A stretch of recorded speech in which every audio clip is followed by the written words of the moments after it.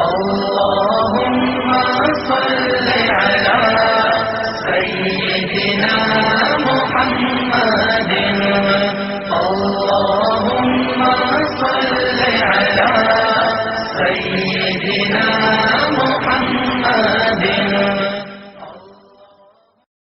کی بات نہیں کہ صرف محبت تھی. اب تک اس کے میسج آتے کہ میں زندگی میں کسی سے متاثر نہیں ہوا, تم پہلے آدمی ہو جس سے میں متاثر ہوں, میں نے کوئی جادو کیا, صرف محبت. لوگوں کو محبت دو, قریب ہوں. میں جب گیا بڑی مشکل سے اللہ نے, ملاقات کا کوئی راستہ ہی نہیں تھا, وہ مجھے نہیں جانتا تھا, میں اسے نہیں جانتا تھا, تو کوئی موقع نہیں مل رہا تھا ملاقات کا. تو اللہ نے شاہد آفریدی کو بھیج دیا. شاہد آفریدی اس کی دوستی تھی, ہمارا جو کرکٹر ہے. میں نے اس سے فون پر کہا یار میری ملاقات تو کرا. اس نے ملاقات کروائی. تو اس نے مجھے کہا آدھا گھنٹہ ہے, آدھا گھنٹہ. جب میں پہنچا میکسیمم پونا گھنٹہ. میں کہا ٹھیک. میں گیا تو وہ سہما ہوا چہرہ کہ بھئی مولانا آ گیا, پتہ نہیں کیا کہیں گے, بھئی یہ تو کیا کر رہا ہے, تو حرام کر رہا ہے, ناچ رہا ہے, گا رہا ہے, توبہ کر, ابھی تیرے لیے دوزخ کا فیصلہ ہو جائے. پتہ نہیں کیا ہوا, وہ ڈرا ہوا سہما ہوا تھا. تو میرا ایک دور کالج لائف تھا. میرے اللہ نے مجھے ہدایت دی اور میں 3 دن کے لیے میں اس دوست کو, اس کی نسلوں کو دعائیں دیتا ہوں جو مجھے زبردستی پکڑ کے لے گیا. نہ میرا تبلیغ سے کوئی تعلق, نہ واسطہ, نہ میں کوئی ان سے متاثر. ایک لڑکا تھا, بنگالی تھا, گشت کرتا تھا, لیکن میں اس سے ذرا متاثر نہیں ہوا. میرا دوست متاثر ہو گیا تھا, تو میں تو ان کے قریب سے نہیں گزرتا تھا. تو وہ اور میں اسکول میں اکٹھے آ رہے تھے, کالج میں اکٹھے آ رہے تھے. تو وہ متاثر ہوا, وہ 3 دن کے لیے جا رہا تھا, تو مجھے بتائے بغیر میرا ہاتھ پکڑ کے لے گیا. مجھے کام ہے, چلو میرے ساتھ. اور میں اس کو انکار نہیں کر سکتا تھا, یہ میرا اس کا تعلق تھا. اب بھی اسی طرح بھائیوں جیسا تعلق. میں اس کا احسان ماں, مجھے زبردستی لے گیا. ہمارے پنجابی کی مثال ہے, کبے نو لت لگی, وہ سیدھا ہو گیا.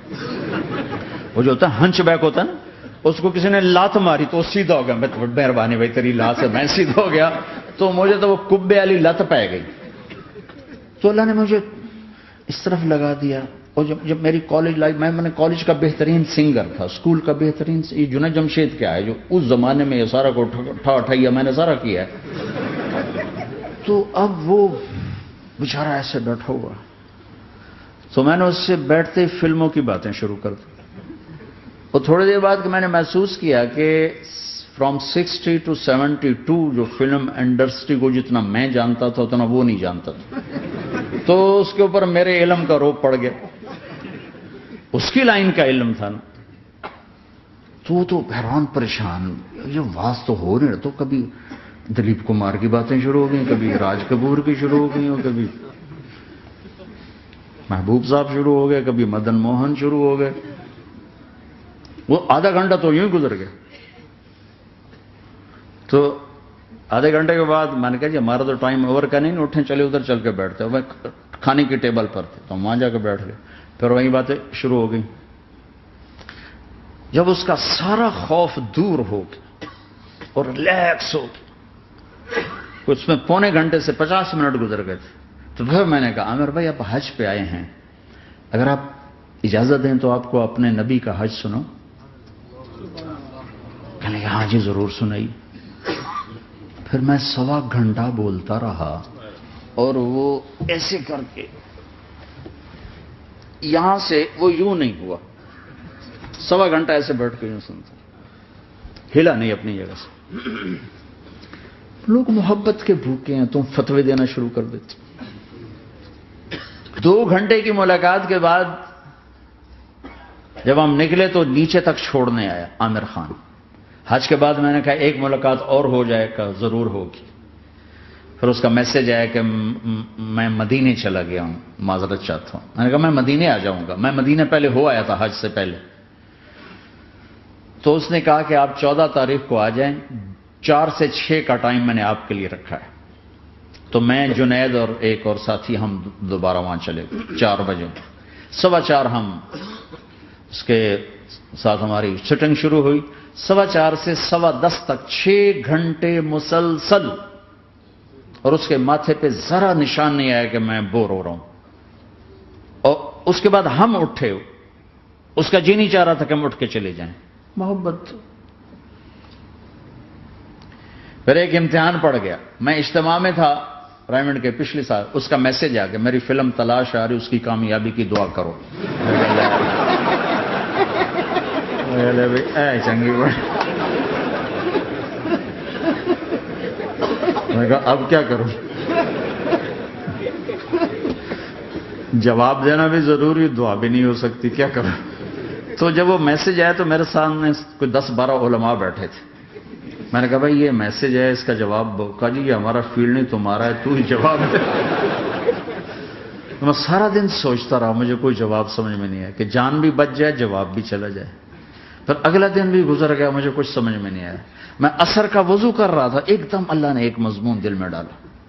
تو میں نے فوراً بیٹھ کے اس کو میسج کیا کہ عامر بھائی جو کریٹو ہوتا ہے نا ذہن، یہ اللہ کسی کسی کو دیتا ہے. تخلیقی ذہن یہ اللہ تعالیٰ کسی کسی کو دیتا ہے، ہر ایک کو نہیں دیتا. اور یہ اللہ کی بہت بڑی عطا ہوتی ہے. اور میں نے تمہارے ساتھ جو وقت گزارا اس میں نے دیکھا کہ اللہ نے تمہیں تخلیقی ذہن دیا ہے، تم کریٹر ہو. اور جو لوگ اس ٹائپ کے ہوتے ہیں وہ کامیابی ناکامی کی پرواہ نہیں کرتے، وہ اپنے کام سے کام رکھتے ہیں. آپ کا بھائی. تو فوراً اس کا میسج آیا آپ ٹھیک کہہ رہے ہیں، آپ ٹھیک کہہ رہے ہیں. بات ہو گئی. پہ میں تھا ہانگ کانگ. میں نے وہاں سے اس کو میسج کیا دیکھو کسی مصروف آدمی کو براہ راست فون نہ کیا کرو، میسج کیا کرو کہ میں آپ کو فون کر سکتا ہوں، چونکہ میں اس کا بہت ستایا ہوا، بہت ستایا. تو میں نے اسے میسج کیا کہ میں طارق جمیل ہانگ کانگ میں آپ کو فون کر سکتا ہوں، میں آپ کو فون کر سکتا ہوں. میں ہمیشہ اسے، اب بھی میرا فون پہ رابطہ ہے، میں پہلے اسے میسج دیتا ہوں میں آپ کو فون کر سکتا ہوں. اگر اس کا جواب نہ ہے پھر میں نہیں کرتا ہوں. کبھی وہ خود کر لیتا ہے، کبھی وہ میسج دے دیتا ہے کال کر لیں. تو تھوڑی دیر بعد اس کا فون آ گیا کیونکہ میں اس وقت دلی میں ہوں، کانفرنس میں تھا. تو میں نے آپ کا میسج دیکھا تھا، میں اٹھ کے باہر آ گیا ہوں، ابھی آپ سے بات کر کے پھر میں جاؤں گا. تو اسے باتیں کرتے کرتے کہنے لگا آپ کی دعا سے میری فلم کامیاب ہوگی. میں کہا یا اللہ میں کوئی نہیں کیتی تینوں.